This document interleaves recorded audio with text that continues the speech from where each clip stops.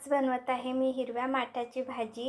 हिरव्या माठाची भाजी धुवून घेतलेली आहे। आता आपण त्याला बारीक चिरून घेऊया।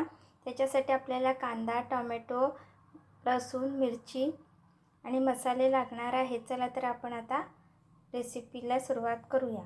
आपल्या तेलात कांदा, टोमॅटो, लसूण, राई जिरीची फोडणी देऊन झालेली आहे। आपण थोडीशी हळद यामध्ये घालूया, थोडासा लाल तिखट आणि गरम मसाला। मी यामध्ये हे मूग घालत आहे। नंतर बारीक चिरलेली आपली हिरव्या माठाची घालूया।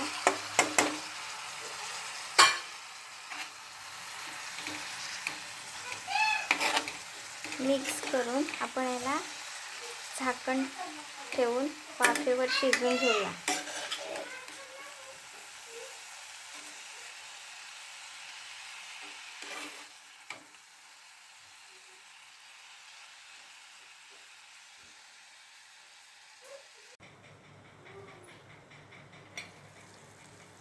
मस्त आपली हिरव्या माठाची भाजी खाण्यासाठी रेडी आहे।